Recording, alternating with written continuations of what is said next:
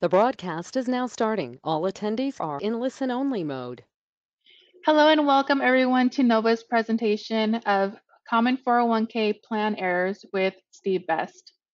Before we get started, I would like to point out the panel on the top right-hand corner of your screen. You will see a drop-down section for questions and chat. This is where you will enter in any questions that you may have for Steve. We will be answering questions throughout the session. Please be sure to add a number of the slide if possible, or just be as detail oriented as possible. He will answer as many questions as time permits. If time does run out and you do have questions, please send them to our email address, webinars@nova401k.com. Right below questions and chat, you will see the handouts drop down. Here you will be able to download today's material. If you are with us today to earn continuing education credits, please be sure to stay until the end to fill out our pop-up survey. This will allow us to track your time and participation. Certificates will be sent within a week for those who have met the time requirements. To view any webinars you may have missed and the recording of this session, you can follow us on our YouTube channel, which is Nova 401k Associates, or visit our website, which is www.nova401k.com/webinars. Thank you for joining us today. I would now like to introduce Nova's Vice President and Shareholder, Steve Best. All right, good afternoon, everyone. Sorry we're running a little late here. I will speed this up a little bit to get us back on time. But today's webinar is on the common 401k plan errors that we see both in our practice and also appear on the IRS lists of most common plan errors that they usually end up fixing as well. I'll skip through some of these disclaimer slides and the CPA ones real fast. Again, really our objectives here are to identify, again, who is a fiduciary, what are some of these most common plan errors so we can hopefully avoid them, and then also when they do occur, because invariably they will from time to time, how do we fix them? A little overview of the plan administration model that all of your plans are under with Nova 401k Associates. But in any 401k arrangement, there are really 4 distinct roles to be played, and sometimes some of the roles are combined together in sort of a bundled format, and other times they're separated out as you see them on this chart. But there's your company, the plan sponsor, and you have the overall fiduciary responsibility for the plan, and most of your responsibilities involve communication to your employees and getting them enrolled in a timely fashion. And then when they do become enrolled, getting their elections into your payroll system and getting those contributions over to your investment company, which is in the bottom quadrant. And we deal with a variety of different investment providers. So some of you may be with John Hancock or Voya or Principal. We've got about 10 different investment companies that we partner with. And they provide the record-keeping systems, the mutual fund platform that you actually deposit the money into, and then participants can, select among the investments and move their money around as they want on a daily basis. They also handle the distribution reporting, the 1099s when people take their money out of their plan and they terminate employment. Then there's the TPA, which is what we do. It stands for Third Party Administration Firm. And our company specifically handles the compliance of the plan, the maintenance of your legal plan document. We do all of the non-discrimination testing. There's about 4 or 5 different non-discrimination tests that have to be completed on all qualified plans. We prepare the annual filing, the 5500 that goes to the Department of Labor, and provide you with ongoing consulting for compliance. Finally, you're going to have a financial advisor typically involved as well, and they're there to help your participants in case they have specific investment advice or need investment advice, because neither the investment provider or our firm are really licensed to provide that kind of help to people, nor do we have the expertise in that area. So that's where your financial advisor will come into play and help with enrollment meetings and so forth. So why is all of this important? What we find is that operational plan failures, failing to operate your plan in compliance with your plan document, result in many more losses in terms of money and problems for the plan than investment-related losses, right? Obviously, the market moves, and we're not talking about like market gains and losses, but if there's some lawsuit regarding the investment options in the plan, you know, that sort of thing, those are not very common, especially in the mid to small plan market. But operating your plan properly does come up quite a bit as a problem that we see. Also, there are substantial penalties in terms of the fees and/or contributions to fix the problems when they do occur. And the fiduciaries of the plan, which are primarily individuals in your firms, typically the trustees and so forth, bear personal, liability for some of these fiduciary breaches and losses. Now, not all of the errors that we go over today will be a fiduciary breach. That's a much more serious level. But some of the operational problems do result in having to fix plans and make contributions that cost the company money, not necessarily the individual fiduciary. The Department of Labor and the IRS both monitor compliance with these rules that we're going to go over, and they do administer various penalties and fines for not complying with the rules as they should. For example, a few years ago they increased the penalties for not filing your 5500 form to fairly substantial amounts. And we do see, when we have companies that don't file their forms on time, for example, the IRS will shoot out $30,000 penalty notices for just 1 year's misfiling. We see that a fair amount. Now, that doesn't happen to our plans. It's usually an incoming plan that has that kind of an issue because we do help you make sure that you get your forms filed on time. But as you can see, there's some pretty substantial penalties now that are being assessed for non-compliance. There are programs available to fix the problems. As we go through each of the different errors, I'll kind of mention what the fix is. But if there was something that you could not self-correct under this SCP self-correction program, you would need to do a voluntary compliance program filing, which is an actual formal filing with the IRS to present, here's how we would fix the problem, and then they would issue a compliance statement saying, yeah, you're free and clear, we agree with that method. And then the third option here is if you actually got audited and the IRS found a problem, then all the resolution would occur under their audit cap program. So even though errors will occur, the IRS has some of these programs available to fix the errors. They really don't want to be in the business of disqualifying plans or penalizing them heavily. They rather encourage as much self-correction as possible. Now, if you do a formal filing, there are some fees, right? So we can fix a problem, but it'll cost some money. And these fees don't include our cost to calculate any contributions that might be owed to the plan. This is just the IRS fee, and it's based on the plan assets. As you can see, if you had to do a formal filing, you have to pay this fairly limited sanction to go ahead and file for a special letter on your fix. Now, who's a fiduciary? This is a very important concept. Basically, we're not going to deal with the first two. Those are dealing with the investments, the 321 and the 338 investment types of fiduciaries. We want to focus in on what's called the 316 fiduciary, which is defined as the plan administrator. Okay. Now, fiduciary is any individual or person, entity that exercises discretionary control over the plan administration, or discretionary control over the assets, or renders investment advice to the plan for a fee, like your investment advisor, for example, right? All these types of individuals will be considered fiduciaries to the plan. Again, some examples: your investment advisors, the trustees of the plan. Typically, these are individuals that are named in your plan document. The investment managers at the various investment firms that manage the money that people are investing, the mutual funds that people are investing in.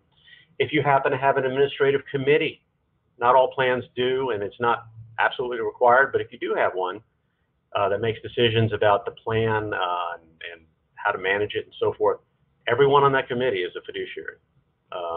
They may not know it, but they should. So people that administer the plan internally at your company are fiduciaries. And anyone that actually hires or selects any of the above, like the owners of the company, your companies that might delegate some of these duties to whoever's on the call here, also are fiduciaries. So the owners of the company are always going to get caught up in that. So. Now, the 316 fiduciary specifically is an individual who is defined as an administrator of the plan. They're not normally named in the plan document. So what does that mean? It means that the plan sponsor, your company that's, again, sponsoring the plan, is the 316 administrative fiduciary. And typically this is going to be the person at your firm that's responsible for the daily operation of the plan, like offering timely entry to people into the plan, maybe approving loans and distributions online when they happen to be made, so forth. So some of the duties of this plan administrator, again, these are individuals at your company, is distributing annual notices, distributing summary plan descriptions, which is the layman's explanation of the plan, the legal plan document, which is a document that has to be given to all new participants. I won't go through all of these, but this gives you some idea of duties that you have at your company that you're responsible for. Our company prepares a lot of this, like a 5500 or maybe an 8955, which is a filing for terminated people. But ultimately, it's given to you for signature. And so we're sort of like an accountant that prepares everything, but we're not a fiduciary because we're not actually signing off on it. That's part of your duty. So getting into some of the more common errors. The failure to amend a plan for current law changes.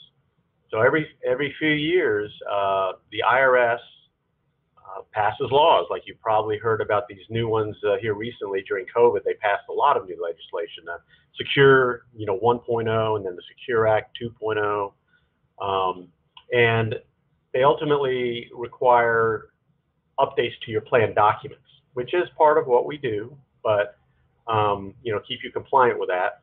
But every 6 years or so, they consolidate all of these new laws that they've been passing in between major document restatements, as we call them, and require all of the plans in the country to update their documents and update the language. So most providers like us we use template documents. So these are documents that have been pre-approved by the IRS, and they just got blanks that you fill in, and so long as you don't go outside of the blanks, you're considered to have a qualified plan, and you can rely on the opinion letter that comes with those pre-approved plans. And it's those that get updated every 6 years, and you have to amend and update to. And so we provide those to you whenever they're due. The most recent restatement was due last year in July, and you probably saw a lot of emails from our firm, asking you to sign off on these new document restatements. So from time to time, though, if you miss a restatement, which does happen, usually in clients that are new to us that come to us with this problem, you normally have to do a voluntary compliance submission, one of those formal filings, to get that fixed. All right? So another type of document that has to be executed along with the main adoption agreement or the main plan document by your company is if you have any affiliated employers, companies that are considered to be part of your controlled group, and I'll go over what that means here. You have to have what's called a participation agreement, signing them up for your plan. So if I'm a parent company, I have 2 or 3 subsidiaries, and I want those subsidiaries to be participating in my plan, they need to sign up using one of these little participation agreements, which we would provide if we know about those companies, right? So that's the important part. But failure to sign up all your affiliated employers is one of the problems we run across. So who generally needs to be signed up? If you're part of a control group, meaning there's two basic types, but if you have one company owning at least 80% of another company, that's considered to be a control group, all right? And in the IRS's eyes, even though I have two companies, they really view both companies as just a single company for the purposes of participating in a 401k plan, right? And I would normally want to have both companies signed up for the plan and offer the plan to both companies. The other type of control group, if I had ownership by individuals, if I've got the same 5 or fewer people or individuals commonly owning 80% or more of two companies, I'm in a control group again. And I generally want all my companies in the control group to be offered the plan. So again, failing to amend your plan in a timely manner or sign up employers, we provide a lot of correspondence about the deadlines, when things need to be signed for these new document restatements and amendments. So make sure you're reading all of our correspondence and just, keeping track of the deadlines involved. Also, make sure that any companies that are part of your control group have separate little addendums or participation agreements executed that effectively allow them to participate in your plan document. Also, I know companies go through acquisitions, or sales. Just make sure you're contacting your NOVA account manager every time you're even contemplating selling your company, or if you've got an acquisition going on, you're buying another company. Specifically, I manage a team here that deals with M&A consulting and how to handle the plans in those types of situations. And it's very critical that we know about them ahead of time, because your options become much more limited if you actually buy a company and then we hear about it after the fact, right? In terms of, sometimes you've got a plan and then you bought a company that also has a plan. The whole process of how you deal with two plans in your control group can be quite complicated sometimes. So failing to follow the provisions of your plan document means that the IRS requires that the legal written terms of your plan document be followed in actual practice in the real world, right? And if you don't, it could be a disqualifying event. So we'll go through some examples of this. So if your document says something, you're supposed to be doing it in actual practice. So the most common failure we tend to see is not following your plan's definition of compensation. So within the plan document, what compensation I'm going to base employee salary deferrals and my employer match, if I happen to be making one, is specifically defined in the document. And sometimes we run across employers that in their payroll system are using a completely different definition than what's required in the document. All right, and obviously this can result in people getting the wrong employer contribution allocations if you're making an employer contribution. It can also, if somebody says take 10% out of my pay, what pay is that? If I have the wrong definition set up in my payroll system, I'm going to take 10% of the wrong number, and then they're getting deducted. The deduction amounts coming out of their pay are going to be incorrect as well. So just to let you know, most of our plan documents define compensation as gross W-2 pay. All right, excluding certain items like bonuses, commissions, overtime, it can be okay, but we have to do some special non-discrimination testing on our end if you're doing that. And your document has to indicate that you are excluding these items. There are blanks that say in the exclusion section, excluding bonuses, excluding commissions, right? If you're doing something in payroll that that's not in your document, there's a problem that has to be fixed. All right. If you're not sure what your plan's definition is, again, just call your NOVA account manager they should be able to look it up very quickly. And I know these legal documents are very long and hard to read, but they can look it up and tell you quite quickly what it is. So, and again, an example here, if I have a company that adopts a matching formula, but their payroll system is set to calculate the match using a base compensation that excludes overtime and bonuses, but their legal document indicates that it's supposed to be total or gross pay, then what do I have to do? I have what's called a missed deferral opportunity, and I'm going to have to make up the difference, right, for not only the employee portion, but if there's an employer match involved, I've got to make additional contributions on that missed pay, that because I made a mistake setting up my payroll. I've got a correction that I need to make, so I make up the missed contribution. By I mean the company has to make it up, not the employee, plus earnings if it's been going on for a long time. So again, how do I avoid this? I mean, you really need to know what language is in your plan document in terms of the compensation definition. If you're not sure, call us. We'll be happy to help you out. Also, if you have multiple people in payroll, make sure they're trained properly. Or if there's just one person, do they have a backup? Do the people running payroll understand what the definition of compensation is in the 401k plan document? And I can tell you personally, as an owner here, I deal with administration, and I know our HR people, it's two different skill sets. They're not thinking about the 401k plan and what kind of legal language is in there. It's up to us as the administrators to help them out and make sure things are set up properly. All right, so failure to apply my initial waiting period. Again, documents can hold out employees from being eligible to participate in a plan for a certain period of time, right? And we'll go over what some of the options are there. But keep in mind, what your 401k plan document indicates is the waiting period is all that matters. It doesn't matter what you told somebody in administrative policy, your HR policies, your offer letters, meaningless.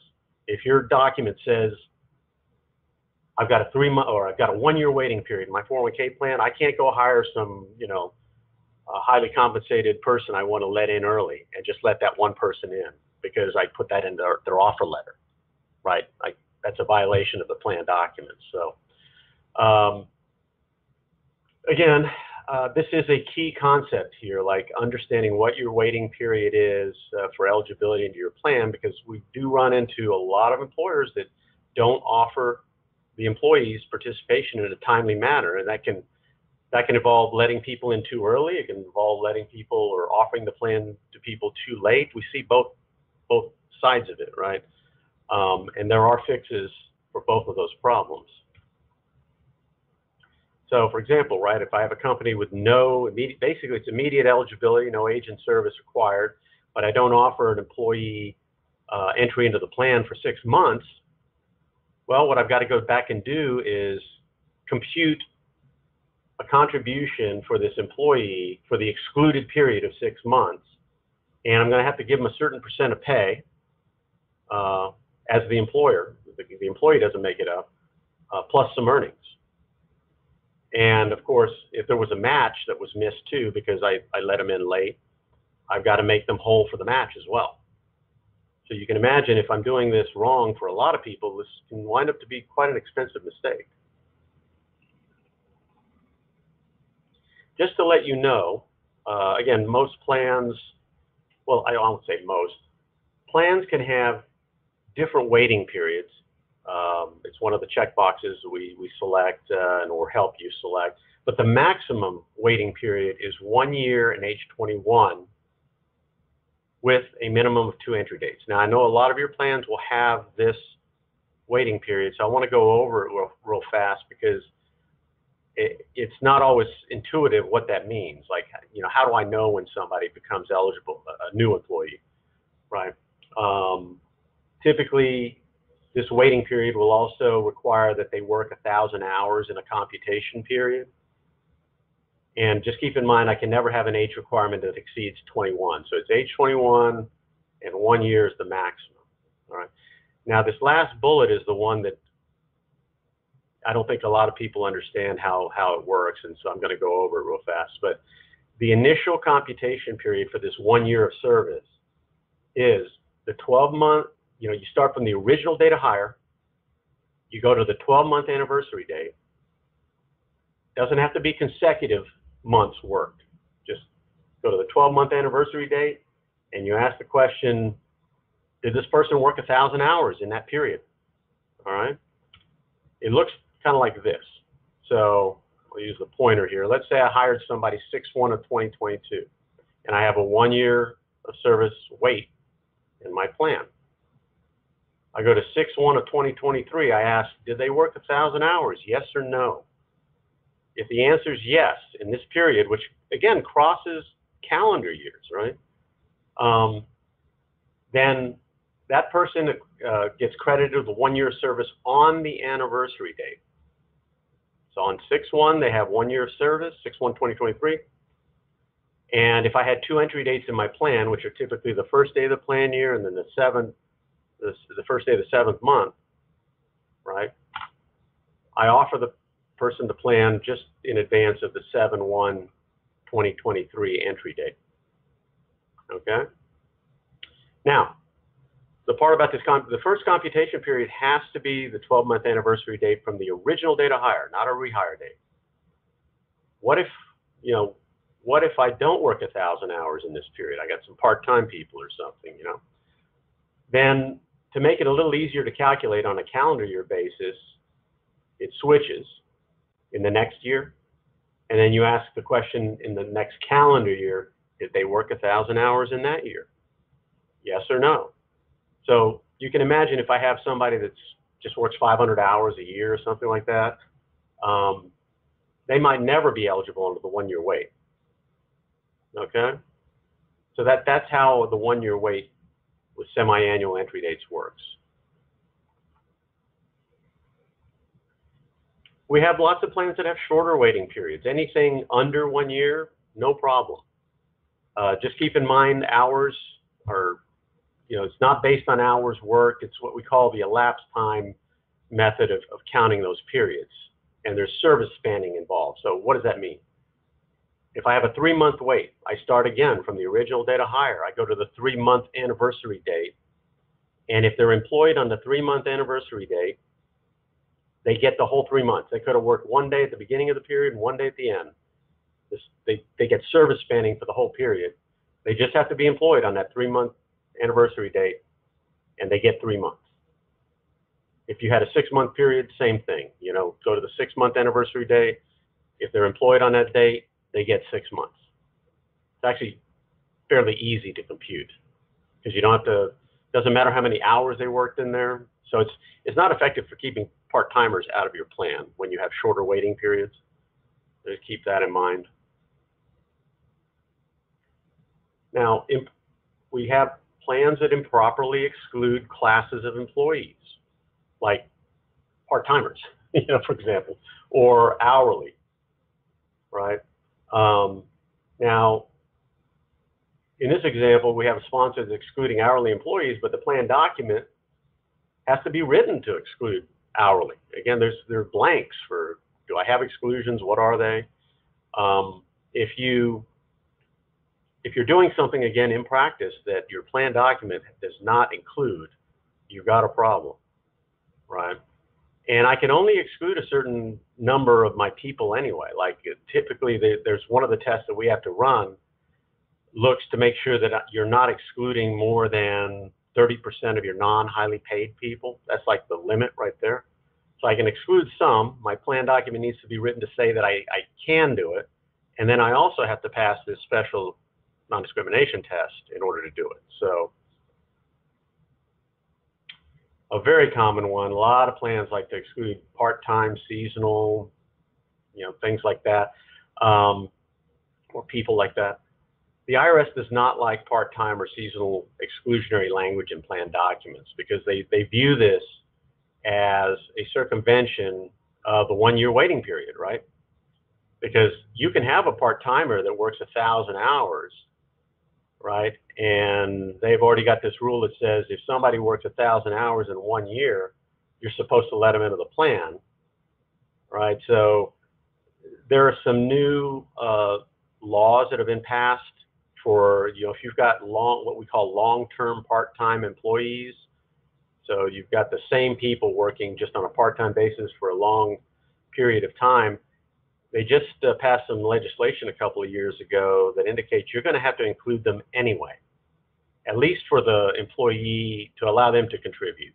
You may not have to make employer contributions on their behalf, but you're going to have to at least allow them to participate and make employee deductions. These rules are a whole nother webinar.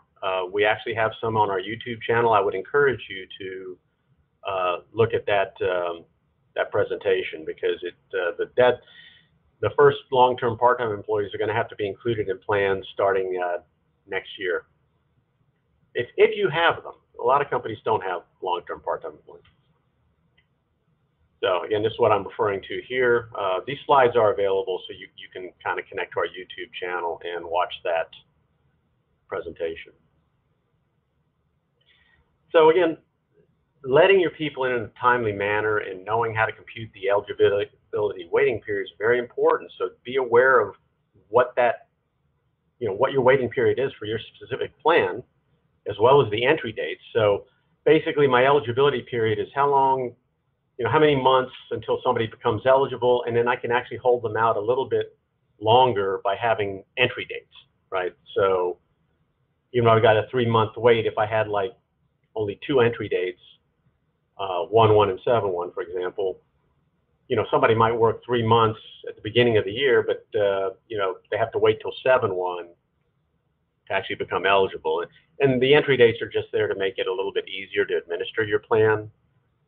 That way you're not having to let people in every single pay period potentially, make it a little easier to manage. But general rules: don't exclude any classes of employees unless they're specifically allowed in the document. And given these new long-term part-time rules, I probably wouldn't exclude any classes of employees if you've got them in your plan.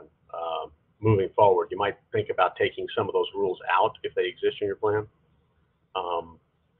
The other thing that the IRS likes to see, just from the audits that I've had to help clients with, they always like to see proof that you offered the people the plan in a timely manner. So, collect forms and declinations of participation. Like, everybody has an enrollment form. I give that enrollment form out, and I ask them to give me the form back with some sort of election, even if it's 0, right? And I can either keep those forms on file for proof. At least if you happen to be sending out emails instead of like physical packets, enrollment kits, then make sure you save those emails. Things like that are good practice. So how do I deal with rehires? We keep talking about the initial waiting period applying from the original date of hire, right? Not a rehire date. A lot of companies have rehires. If I have the easy rule, or the easy way to remember this is, if you have any formally eligible employee who ever had $1 in the plan, it doesn't matter whether it's their employee money or employer money, then they really just never lose their prior service credits. So if I already qualified for the plan 2-3 years ago, and I come back, I had some money in the plan, I come back after 2 years, you should offer me the plan immediately. I don't have to requalify under the 1 year or 3-month wait, whatever your plan has. You let them in immediately. Okay. The only case in which they would lose their prior service credits and have to requalify is if they never had any money in the plan and they've been gone for 5 consecutive years, which is probably uncommon, right? So that's how you deal with rehires. Generally, they're always going to keep their prior service credits and just give them entry into the plan immediately upon rehire. Some other concepts that can confuse you are vesting, right? Because there's the whole, vesting is usually computed on a yearly basis as well, but the way you calculate it is a little bit different. So again, vesting is of the employer contribution, how much of it do I get to take with me if I terminate tomorrow, right? Plans have these vesting schedules, and if I'm only 20% vested, I take 20% of the employer money, and the other 80% goes into a holding account that you as employers can reuse. Now, by law, for eligibility, you have to start with the original date of hire, and you have that computation period, that first computation period that crosses calendar years like we showed before. Vesting is always calculated on a calendar year or a plan year basis, and most plans have a calendar year. So I just look at that to see, did they work 1,000 hours in each calendar year? And if they worked 1,000 hours in each calendar year, then they get 1 year of service credit for vesting. All right. Some other things that if you're making an employer contribution, a discretionary one, you can also attach additional allocation conditions. So even though somebody is eligible to receive or to make employee contributions to the plan, I can have a rule in my plan that says you're not going to get the employer match, for example, or the employer profit sharing, unless you've been credited with 1 year of service for that, like you've worked 1,000 hours in that particular plan year, or you're employed on the last day of that particular plan year. Okay, so typically we will help you with those rules, but this is just so there's a lot of different service crediting methods in these plan documents that can be confusing. That's why I wanted to go over it a little bit here. So, failure to satisfy the loan provisions, loan failures essentially. A loan, right, is money that people can take out of their own account at the plan, and they're borrowing their own money and paying themselves back the interest when they make a repayment. But they have to follow certain rules in order to not be taxable, right? They're actually not loans are not taxable. So there are certain, like you cannot exceed a certain limit. We'll go over those in a minute. They also have to follow certain repayment schedules, and they need to, be started on time. So quite often we'll have plans that somebody takes a loan, but they don't start the repayment for 6 months, right? Which is way too late. I've got to sort of fix that situation, and we'll go into some of the fixes. But if I don't follow these loan rules, then the loan has to be considered taxable. All right. And delinquent loans, the rule is they have to be corrected no later than the quarter following the quarter in which the first payment is missed. If you take a loan out in January and then you don't even start, like the employer does not start deducting the payments until like March, I've got till the end of June to get that loan caught up, right? Because they're on amortization schedule. So if I miss, like, if my amortization schedule says I have to make 60 payments and I miss the first 10, I've got to catch that up somehow, right? Otherwise the loan will never be paid off by the required payoff date the IRS requires, right? So I can cure this by maybe refinancing the loan, right? So the payment goes up and it gets paid off on time. The employee could make some additional payments to get it, the missed payments caught up. There's various ways to fix it, but if you don't fix it, then the loan has to be taxable, which means that a 1099 is issued by your investment provider, and it can be a burden to the employee because there's no withholding was taken out. So they go to file their taxes, and if they had another $10,000 in taxable income because of a loan default, then they're going to owe the IRS that money. All right. Now, some of your investment providers will default loans, when they become delinquent, like they miss payments and so forth, automatically. Others don't. Others you have to sort of be monitoring the loans in the plan and determine whether you need to default one by turning in a form that specifically handles that. Let's see here. So again, I kind of talked about a few of these, but if you've missed payments, you can either catch up the missed loan repayments, you can pay off the loan entirely, that's always an option, or you re-amortize it, right? Now, after this cure period, you know, as long as about 6 months, they do allow you to still self-correct the problem, which is nice. It used to be that you had to, in order to fix a loan that had been delinquent for more than 6 months, you had to do an IRS filing and pay that $3,000 fee, and like no one was going to do that for one loan or two loans, right? So now the IRS allows for correction by self-correction, meaning I don't have to do this formal filing. I just go ahead and refinance or do whatever I need to do and bring it current, which is nice. So I don't want to run out of time. We got a lot of slides. Again, this is some of the limits. You can never take more than $50,000 for a single loan. Even if I have $1 million balance, maximum loan limit is $50,000. So if for some reason I take a $60,000 loan, then the excess 10 is considered taxable income and subject to early distribution penalty as well as if I'm under age 59 and a half. So avoiding these problems really is about, you know, most of your investment providers provide some sort of report on the loans in your plan. Many provide reports on loans that have missed payments or might be delinquent for your review. So monitor the message centers and reports that your investment providers are giving you, and then compare it to your payroll records to see, you know, is the person terminated? Because, I mean, it makes sense that loans would not be made on a loan for somebody that has left employment with your company. That's a different situation.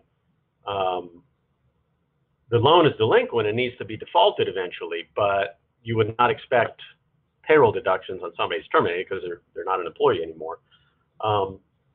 So, you know, comparing these reports on who has loans at the record keeper and who's still employed can give you some insight as to which loans probably need to be defaulted. It'll be the ones with the terminated folks.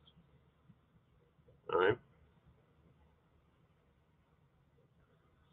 Sending in the employee contributions on time. This is a huge Department of Labor focus. In fact, they look at this almost exclusively as one of the most important compliance areas that they look at. But they created a safe harbor time frame for small plans, which are plans that generally have less than 100 people that are eligible, okay? So if you're a small plan, you have 7 business days to get the money out of your general ledger or your bank account for your company and get it into the investment provider and into the participant accounts. Now, this doesn't apply to the employer contributions, but the employee money, the employee pre-tax contributions, Roth, loan repayments, it applies to all that type of money, okay?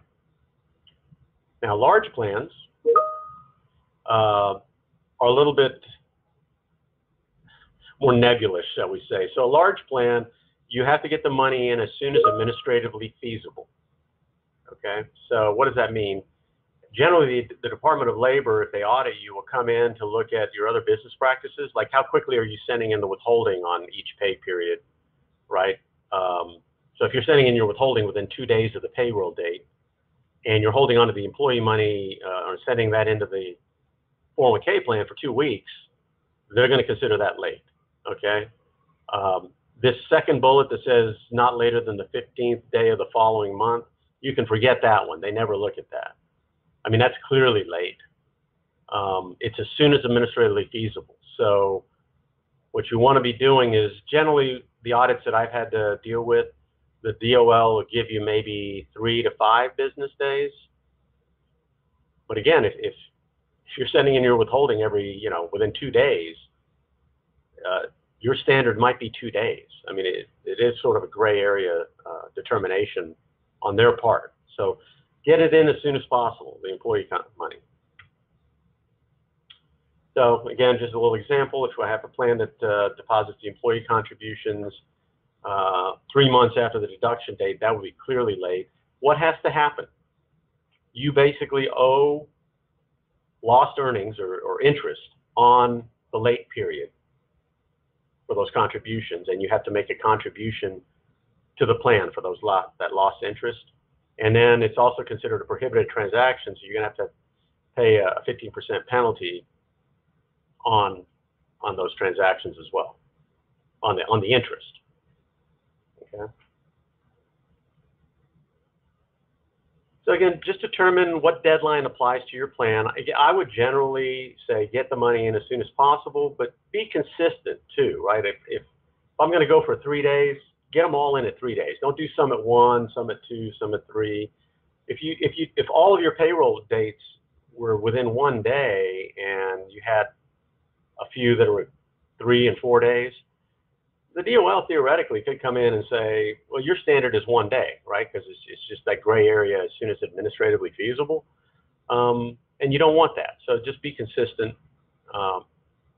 If you've got multiple companies and multiple payroll runs, make sure you're checking them all. If I got many companies depositing money into one plan, then you want to make sure all your payroll staff is trained up and you're being real consistent. Now, depositing money into the wrong source is what we commonly call a source correction problem, right? There are different buckets of money down here at the bottom. We can have employee pre-tax deferrals. We can have a Roth bucket, matching, which would be discretionary matching, safe harbor. A lot of your plans are safe harbor plans. The money has to go into the right bucket for a variety of reasons, like employee money, deferrals, and Roth are always 100% vested, whereas the match and profit sharing might be subject to a vesting schedule. Safe harbor match and safe harbor non-elective are also 100% vested immediately, as required by law. Some of these sources have different distribution rules. Like if somebody wants to take money out of one of them, they have different vesting, different distribution options. And so if you stick the money into the wrong source by accident, it's got to be fixed. You got to get it out of that source and put it into the right one. Otherwise, when people go to take distributions, primarily terminated individuals, you'll pay them out the wrong amounts. So just make sure you understand, what your plan design is and that you're getting your money into the right buckets. This commonly happens when a plan switches, let's say, from one plan design. Like in this example, I amended my plan to be a safe harbor plan for a particular year, like starting in 21. Prior to that, I was a discretionary match, right? That goes into a bucket subject to a vesting schedule. But I didn't realize I was supposed to put my money into a different source because they're both matches, right? It's easy to miss. So I go ahead and put my safe harbor money into the discretionary matching source. I've got a problem that I need to fix, right? Because when somebody takes their money, I'm gonna forfeit some of this safe harbor money that has to be 100% vested. So also keeping tabs on the annual employee 401k deferral limit is very important. These are limits that can be set up in your payroll company. For 2023, for example, the limit for somebody that's under 50 years old is $22,500. Okay, if they're 50 or older this year, they can put in 30,000. So you want to set up these limiters in your payroll system so that people don't go over the limit. This is a problem that can happen, and we catch it after the plan year ends, right? Like you give us your census data, and we know what these limits are, and we run the testing on them. But it's much easier if you can just set up your payroll systems to catch this problem. But make note of this is the limit, or these are the limits for 2023, and the IRS does index them from time to time. At the end of each year, we'll send out correspondence to you letting you know what the new limit is so you can update your payroll systems. Okay, so keep an eye out. The IRS hasn't even released them yet for 2024. That usually happens sometime in the fourth quarter.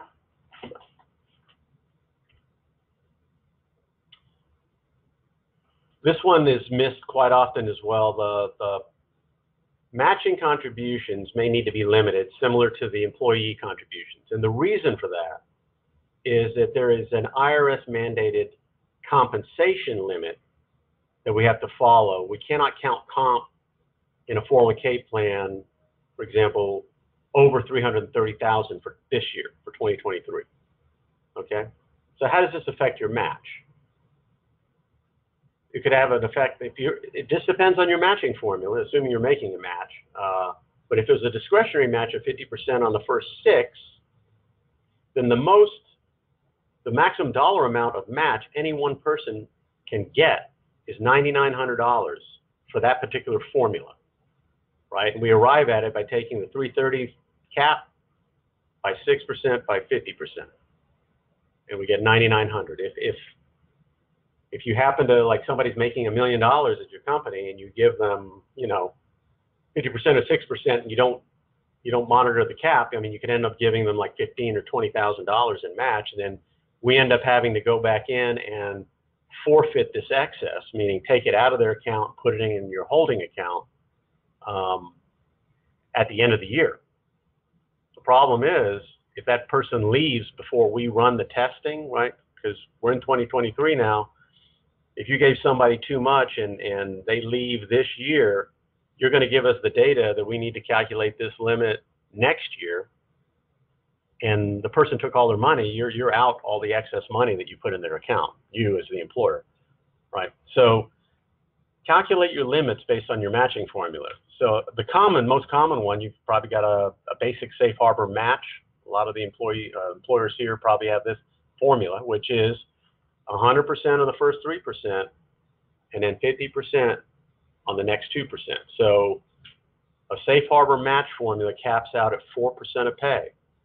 So I just take 330,000 times 4%, and I get 13,200. That's your limit for this year on the match. So if you're setting up your payroll systems, you should set them up to cut somebody off at that dollar amount. All right, that's how you prevent that problem. Again, we've talked about how to prevent this, but set up the proper dollar caps in your payroll system. Also, for catch-ups, I know you guys may or may not have heard about some of the new catch-up legislation and Roth, and we're still waiting for a lot of guidance on some of this new legislation. We'll have a completely separate webinar on that. But for now, the catch-up, the extra $7,500 that people can put into the plan, you do not need to have separate fields in your payroll system for catch-up versus non-catch-up. It's just a different limit based on somebody's age. So if I'm under 50, I get to put in 22.5. If I'm 50 or older, I can put in 30. It's that simple. And I've got one field for my employee contributions, right? Also, when you're calculating your match, if your payroll system is doing that, you want to add up. It's the total amount of employee contribution divided by the pay for a pay period, and that's how you apply your formula. I'll kind of speed along to some of these. These are some of the annual notices that are required, many of which we provide or your investment provider provides. Like the fee disclosures come from your investment provider. The summary plan description, again, is a 15-page plain English explanation of what's in the legal document. That always has to go out to your employees, especially your new employees that you enroll, along with their other enrollment materials. But I can tell you that the investment providers do not include this, right? So if you've got enrollment kits that you're giving new people, you've got to make sure that you put the summary plan description, which we provide, NOVA, and we give it to you with your plan document. You need to put a copy of that in the enrollment kit. Very important. That's a required legal notice. Also, if you're a safe harbor plan, You need to stuff a safe harbor notice into that enrollment kit. That's not typically something that's in the investment provider's enrollment materials. And if you're automatic enrollment, that's just one more notice. Like, we won't even go into what automatic enrollment is, since most plans are not at the moment. But annually, we give you a summary annual report. That's what the financial activity in the plan is, a summary of that that comes out with a 5500 when we give it to you for signature. But that's an extra notice that has to be distributed by you. The investment providers don't get that. All right. So just some examples of some of the notices that you're responsible for getting out.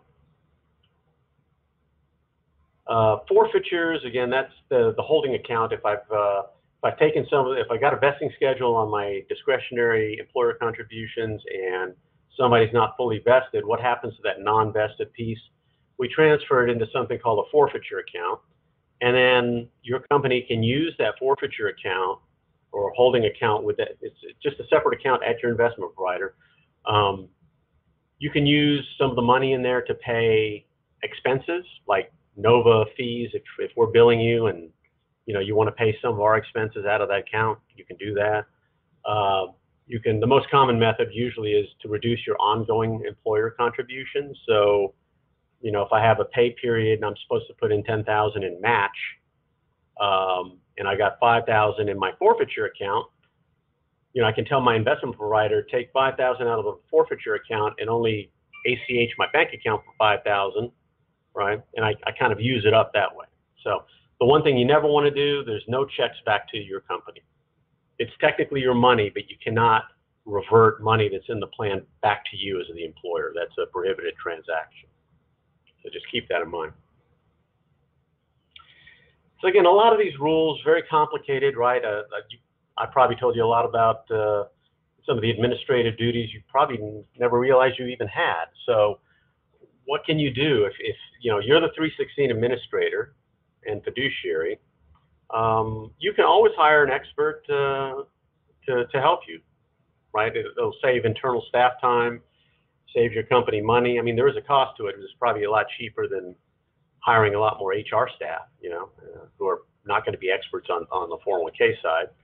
And it'll help mitigate a lot of these operational errors and reduce liability for your company and the fiduciaries of the plan, which you're one of. Again, you're probably asking, well, I don't understand. Like, we've got Nova, we've got our investment company. I mean, aren't they the 316 fiduciary? And the answer generally is no. We're providing ministerial functions, right? Kind of like an accountant would to an individual. But at the end of the day, because you're signing off on the distributions, you're actually signing and submitting the 5500. We just prep it, right? That we're actually not the 316 fiduciary. Now we realize that employers need help. So the owners of Nova, of which I am one, we went ahead and created a new company, Administrative Fiduciary Services, Inc., to help you with what you need. So think about this being like an employee sitting in your office. Like, I'm in HR, I don't know much about 401k, and I've got this plan, and I don't want to deal with it, right? Or deal with most of it. I can hire this company to more or less be like outsourced 316 administration. And there's various levels. I won't go through all these, but at the highest level, the partner level, this company can do almost everything that you're currently responsible for at your company on a 316 basis, right? Get the notices out, get the 5500 signed, review the testing that Nova produces. So if you're interested in that, give this lady a call, or my contact information is also available. Just let us know, and we can give you a quote if you want some extra help with your administrative duties. I think that is it. Do we have any questions, Yvette? No, we do not have any questions, so we can go ahead and close this out. If you are needing today's handout, it is located on the panel on the top right-hand corner of your screen. If you're not able to access the handout or you have any questions for us, you can email us webinars@nova401k.com. Just a reminder to fill out the pop-up survey at the end of this webinar so we can track who will be needing a certificate. Certificates will be sent out within a week. To view any webinars you may have missed and the recording of this session, you can follow us on our YouTube channel, which is Nova 401k Associates, or visit our website, which is www.nova401k.com/webinars. Thank you, Steve, for your time today, and thanks again to everybody for joining. We hope you enjoy the rest of your day.